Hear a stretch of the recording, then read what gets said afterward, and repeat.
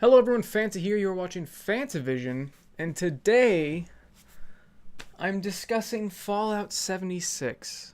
Now, I don't believe I've ever done a video on just how much of a mess that game was at launch, because unfortunately it was. I was really looking forward to Fallout 76.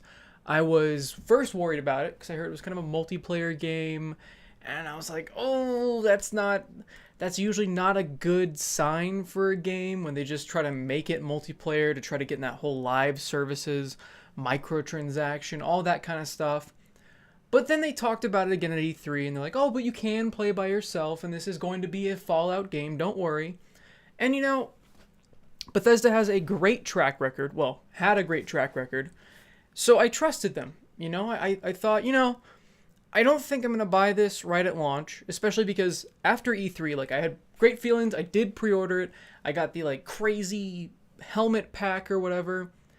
And then more information started coming out about it. And it kept getting worse and worse. And the discussion about the game and how it was developed and the problems with it and things that were leaking about it. And I was getting a little bit worried, and the beta came out. It did not do well. People were discussing lots of problems, and I was like, well, a lot of multiplayer games have these issues when they first come out. So, I just won't pick up the game the first couple weeks. I'll wait for them to iron out all those issues, and then I'll go pick up my game, They'll fix it. Well, they've been slightly fixing the game, and it's still kind of a hot mess. It's still kind of a pile of garbage, unfortunately. There's these key things about the game that they just can't fix. The fact that there's no real NPCs besides robots, which makes the story feel a little bit hollow. It makes the game world feel very lonely. The PvP combat isn't very good. I've heard the final boss isn't very good. I've just heard all of these things. And then as a business, Bethesda has been doing so many mind-boggling things. They've released people's information, and those people that were sending in their information were because they were not given the bag they were promised. They were given a nylon bag instead of a canvas bag, even though they said there was a shortage of canvas for some reason. They gave some really weak excuse, and then they backpedaled on that, and they're like, okay, oh, never mind.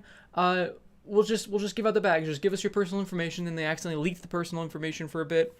It wasn't a very long time. It wasn't a whole lot of people that I know of, but my lord, it's just disaster after disaster after disaster. And you think, oh, and by the way, they originally, instead of, giving them the real bag that they paid for and wanted, that was falsely advertised to them, they were just giving out 500 atoms, which was less than what the bag cost in the game. So it's just misstep after misstep after misstep.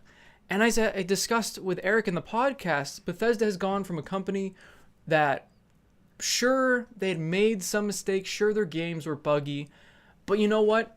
They turned out some quality products. The games were always fun, and they were at least playable.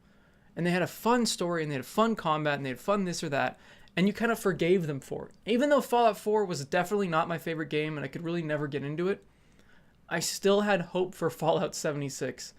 And then they dropped the ball hard. Now they're doing it again. This is the time when they should be really trying to take care of the people they have already that are still trying to invest their time into this game, and maybe get more people back in that they have lost after all these different missteps. But instead, they're doubling down on this bullshit with these holiday bundles. First of all, they're $12 for this holidays emote bundle, which, by the way, is not any new animations. It just changes the picture that pops up above your head as you're doing an animation that is already in the game. And then this other bundle is $20. That's just insane. So you're spending a ton of money on these these aren't even microtransactions. That's it's like an old school content pack. That's almost an expansion level of money. When you spent $20 on, was it 20 or 25 for the Necromancer pack, you got a whole new character with new skills and just this, that, and the other thing. But this is just costumes for $20. And the thing is, is a lot of people have been pointing out that nobody has seen the prices, because I'm sure you've seen on your screen right now, it says $2,400 and it's half off for $1,200. So it looks like it's a deal, but nobody's ever seen it for that $2,400. So it's just it's just an outright lie. It's like those stores on Black Friday. I don't know if you guys have seen this online, where they lift the tag and they say like, oh, it was $300 marked down to $250. It's like a laptop or something, and they lift up on the little tag that they put over it for Black Friday, and it was always $250. And it's just these bad business practices where they're saying that you're saving money when really it was always $1,200. You're paying for JPEGs. Sorry, probably PNGs. You're paying for PNGs, $12 for some brand new PNGs to pop up above your character. I don't get that. I don't get why they keep doing these things. And then it gets worse. I didn't think it could. Data miners have found that not only are they likely to put loot boxes in it, which, by the way, they've said they were not going to do. So they might not. This is all speculation, because the thing is data miners have seen that these lunch boxes that were in the game since launch, so it looked like, well, maybe they were thinking of putting in loot boxes, but then they saw the backlash and went, never mind, just kidding, we're not going to do that. But supposedly, the data miners have seen that they're still tweaking these files of the lunch boxes, and they've even moved it over to the store. So it's just like ready for them to activate at any point, and they're finding that the items inside these loot boxes are not going to be just cosmetics. They could be game-changing, pay-to-win loot boxes. I mean, I'm talking full EA loot boxes. Of course, speculation. I want to put that out there as clear as day. Speculation. This is not confirmed. This is what people are seeing as they're data mining. They're looking at the game files, and they're seeing them change, and they're seeing these additional files added to these lunch boxes. And my lord, if they add pay-to-win stuff in these lunch boxes, and they actually release paid loot boxes, I mean, the game is already critically panned. It launched. It was a failure to launch. It just did not launch correctly at all. The graphics are terrible. The gameplay does not live up. The PvP does not work. There's glitches and damage. There's glitches of everything. There's server disconnects. There's lag. There's all these problems that you normally see in those always online games. And these are all the things that I was originally worried about, but I still pre-ordered the game because I was like, well, it's Bethesda. Maybe they'll figure it out. But no, they're doubling down on this holiday stuff. And it's so sad to see this company that I really like. I really like Bethesda. But why? Why are they doing this? I don't get it. It's gone from a company I truly respect for their games. And of course, I still was pissed off that they had bugs, and that they actually had the bugs from the original Skyrim move all the way, all those years, to the Switch port. And, I mean, that's unexcusable. But it was still fun to play Skyrim on the Switch. It was still a working game. It was still a good game. But this is ridiculous. This is just sad. I mean, now it seems like they're just trying to take advantage of the few players that are clinging to this game. And the thing is, I don't know if I'm going to get hate for this video, because there are definitely people that are hardcore supporters of Fallout 76. They defend it to the death. And this always seems to happen whenever a really bad game comes out, is there will be people that for some reason have this allegiance to this company, and they're going to defend it no matter how bad it is and how bad the business practices or how badly they're treated.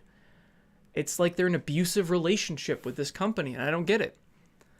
I've seen people in the past do that with EA, but now everybody's left EA. People are divorced from EA. I mean, that abusive relationship is over for most people. And I'm hoping that is not what we're going to start seeing Bethesda turn into. I know they're already starting to do it, but I want them to hopefully wake the hell up and see what they're doing is wrong. Fix the game, So then the future, I want to play it. I want to play this game in the future. I want to play this game when it's fixed. I want to play Fallout with my friends. What an amazing concept. Multiplayer Fallout. People have always talked about that. Ever since Fallout 3 came out, it's like, well, wouldn't it be cool if this was co-op? But instead of doing that, they did all these weird things and they lied about stuff that wasn't in the game, kind of like No Man's Sky did, where they talked about how like if a player was really good at making steaks. I believe Jim Sterling had this clip in his video where if a player was good at making steaks, you could sell steak to other players or some sort of food. And like, I get what the concept was that they originally thought of with that sort of thing, with, you know, a player is the chef, a player is this, a player is that. Instead of having NPCs, they wanted a living, breathing world run by players. And that would be so cool, but it's just not possible in that way. You need NPCs. You need some skeleton structure there to support the game. And there really wasn't. And that's what disappointed a lot of people. And now they're just doing this. They're just making it worse and worse and worse instead of making it better. This is Bethesda's fall from grace, and I'm hoping, I don't know how they're going to make up for it. I really don't. I mean, people spent, $200 in that helmet one? They spent $60 in the base game, and it's already been dropping down to $30. I think I saw it go for like 20-ish at one point. And I know some people are tempted to jump in the game at that price, but I would warn everybody not to give them anything until they actually deliver the product that they promised. And I don't know if they're ever going to be able to do that. I know it's possible. No Man's Sky supposedly is a great game now, and I'm actually going to start a series in the future, hopefully have time this break, where I'm going to take a look back at games that were critically panned at launch and then kept going at the game anyway. They kept updating it to try to make it what they originally promised, because they wanted to deliver on that. And I want to look into those games, see if they're worth the second chance. And, you know, Sea of Thieves is still trying because they've got the support from Microsoft. No Man's Sky still getting updates. I mean, there's plenty of broken games. I mean, Battlefront 2, they got rid of the pay-to-win box system. The progression's still iffy, in my opinion. It's okay. I'm starting to dive into that game. There's still sort of loot boxes, but not really. It's really interesting. I need to play more of the game before I start talking about it, but it's nice to see that games are still being worked on after they're launched completely broken, but it's still not an excuse, and it's not okay. It's just frustrating. It just seems to be a more and more common thing these days. And I know it was back a few years ago as well, during the whole early access thing, when early access games started becoming more of a thing. And I know some people have actually gotten upset with me because I've talked about how I didn't like certain early access games because back when I played them, they were atrocious. And like I said, those first impressions hold on for a very long time. Whether it's with people, with games, with movies. You can't fix a movie, though. I mean, that's kind of, if you launch a broken movie, you can try to do like a director's cut later, which they actually have tried to do with a couple movies, but normally it's with the video games, and that's it's just unfortunate that they think that's just an option. They can just launch a broken game, and I know it's not the developer's fault. It's the publisher trying to rush them to get it out. And oh man, just misstep after misstep, and they're doing it again. Anyway, thanks for watching, guys. I hope you guys enjoyed the video. Leave a like down below. Let me know what you guys think of Fallout 76. If you're still playing it, if it has improved, please let me know. Let me know what the road to recovery is for that game, because I know when that game launched, I was really sad, really disappointed. So let me know if you're still playing it, if you played it at launch, what your experience was like, all that kind of stuff. What you guys think of this kind of thing where they're giving fake sales and just being scummy the whole way. I don't get it. I mean, false advertisement, fake sales.